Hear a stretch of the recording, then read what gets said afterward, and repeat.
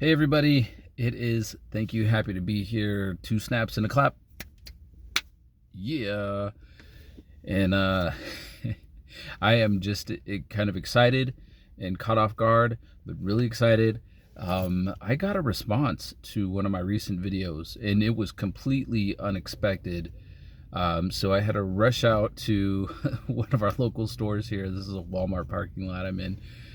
Grab what I could find, which is one of these like headbands with a light on it. I just wanted something cheap I could use real quick, um, and film a video. So it just to show like how happy I am about this. Like I know it's probably minor to the rest of the world, but to me it means something. And anyway, I did a recent video. I've got a video series that I just started, called distro hopping, and it's basically it was kind of almost documenting my search for an alternative for Windows. Just to make a long story short, I had this computer that I put work into that my father purchased for me, and it meant a lot to me, that I didn't want to just give up because it was considered. It can't be too old. It's from 2019, I think, is when it was manufactured, and it's 2026 now. So it's barely 2026. So it's a little over 6 years old. And it was determined that the processor in that, which is a Ryzen 5, didn't meet spec. It wasn't the TPM, the Trusted Platform Module 2.0, that I guess caught everybody else up and made it so they couldn't upgrade to Windows 11. That wasn't my issue. My TPM 2.0 wasn't enabled, but it was there, so I was able to enable it. But I went through and tried to install Windows 11 again, and it still hung on the processor. It just did not approve of the processor, and I couldn't understand why. It met the core count. The computer met everything, all the requirements on paper. The computer met it. It exceeded. So there shouldn't be any reason why it can't. But it was denied. So so that being the case, I wasn't going to give this machine up that meant something to me. So I kind of started this journey where I was just looking for alternatives, and I had stumbled onto Linux, and I had used Linux in the past a long time ago, and it was a different experience back then. But since then, I mean, it's like night and day. Like Linux, I think anybody could use Linux, and there's so many different distributions for you to try that, you know, if one doesn't work for you, you could just easily go out and get another, and it's free. So that being said, I just kind of started. I ended up going to Facebook Marketplace of all places, because people were basically just unloading their computers on there. I wasn't the only one that didn't meet spec. There were a lot of people in my area, I guess, and I don't live in a huge metropolis, but it's got enough people, and yeah, I mean, there was just, it just seemed like there was like, and I do laptops, so there's just like laptop after laptop, that was showing up there, and they were like amazingly cheap. These were great deals. They were a few years old, but I mean, for the average person, I think they more than meet anybody's. They probably exceed most people's needs. I mean, I've shown that on some of these old computers, I'm producing, I'm shooting, I'm editing and producing videos on these old machines. So I don't understand why they're not capable enough to operate. It's beyond me. But anyway, I'm kind of going off on my origin story, which I already told. But yeah, so it got me to this point where I was looking for alternatives. I got into Linux again after like at least more than a decade of my last attempt to try it. I mean, last time I tried Linux, I think Linspire was still a thing, and I don't know if that's a thing anymore. But and those of you who know the name, you know what Linspire is. But yeah, that was like the last time I had even attempted it. But I was so happy once I kind of found myself in this world of Linux, and so I just started like shooting video content, just kind of showing people my discoveries, and letting people know, hey, this thing that you maybe can't upgrade to the next version of the operating system that you're used to using, that you've used for years, maybe decades, turns out there's alternatives, and they're free. So give it a shot. Like, what do you have to lose? I mean, you were going to probably throw this machine away anyway.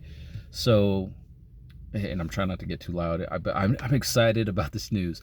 So anyway, I went on this journey. I started experimenting with Linux.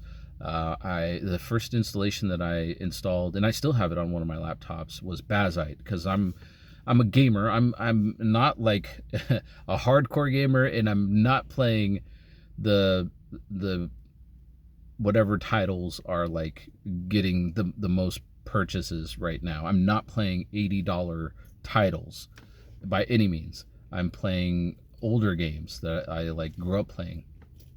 So anyway, and I also at this point I had already had Steam, but I hadn't used it much. But I discovered that Steam works on Linux, and Steam is making efforts to make games playable, Windows games playable on Linux.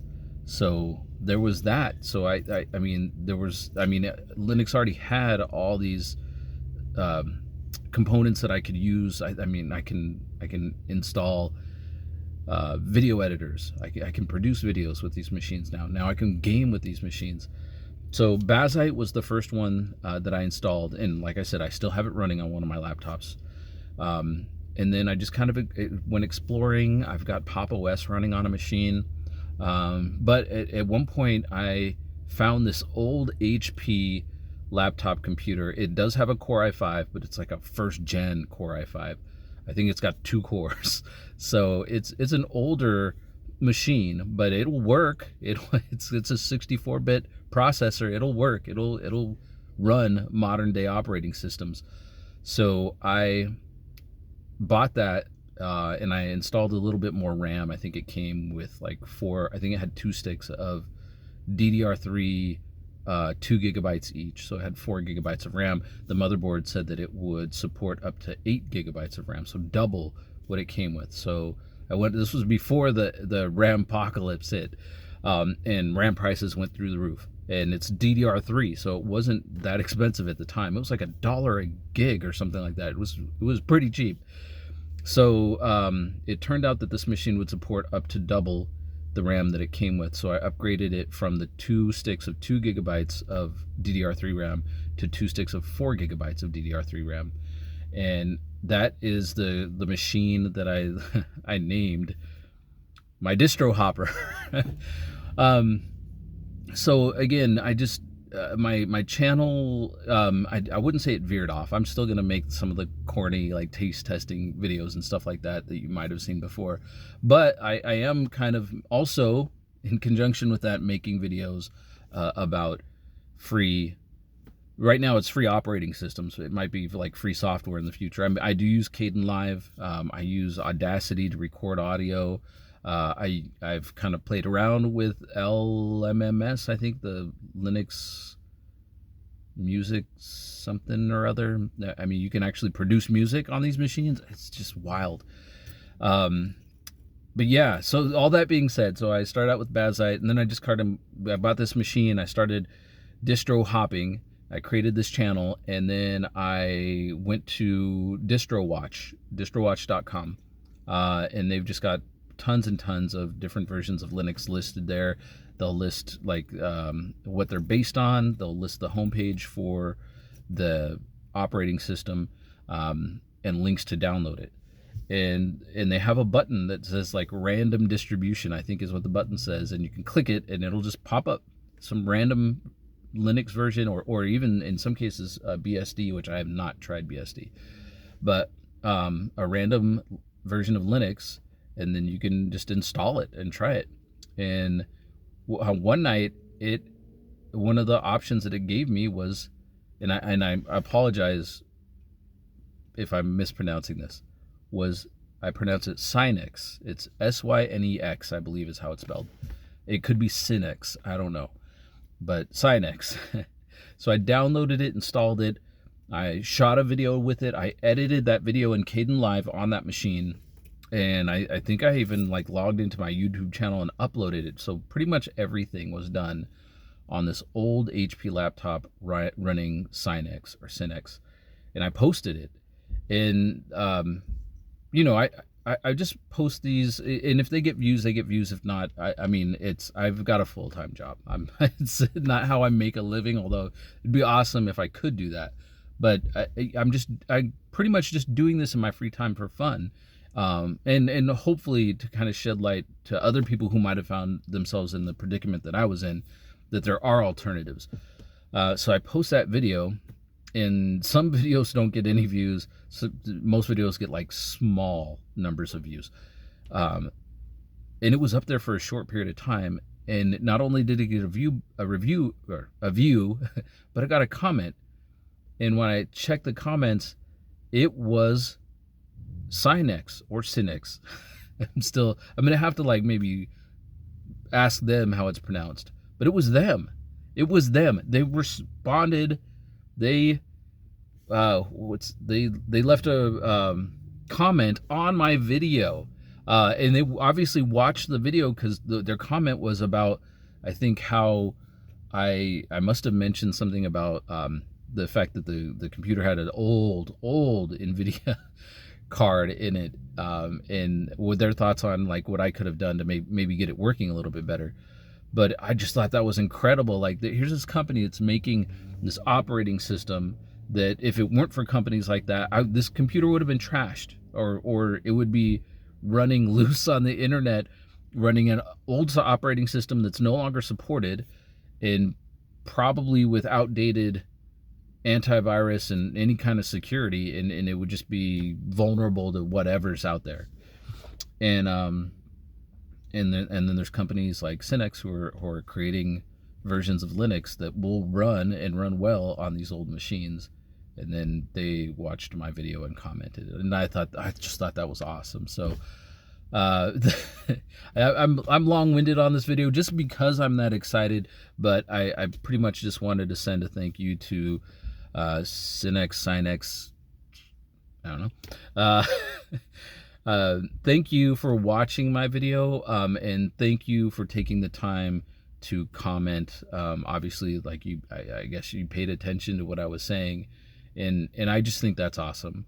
And yeah, I think in that video I probably said that people should give it a shot, and I'm gonna double down. Like, you should try these things out and see if they're a good fit for you. That's the funnest part about Linux, is that it's not a one flavor fits all. It's not all vanilla. That's not the only thing they're serving. They have everything there, and some versions of Linux might actually target specific people. I've seen versions of Linux that are for people who are creating videos.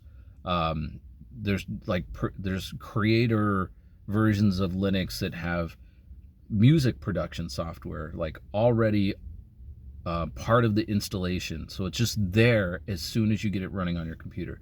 It's just crazy incredible how good some of these things are. So Synex, again, I want to say thank you, or if it's Synex, thank you for watching my video and taking the time to comment. It's got me really excited, and I'll make more. But that's just me. Excuse me. Whoa, that's just me. Get control of my excitement. That's just me giving an update on what's going on content-wise so far with these videos that I'm making. If you guys liked them, feel free to leave a comment yourself, and again, make your own recommendations, and whatever you recommend, that might just end up being my next video. But that's it for now. Peace. Stay safe. Later.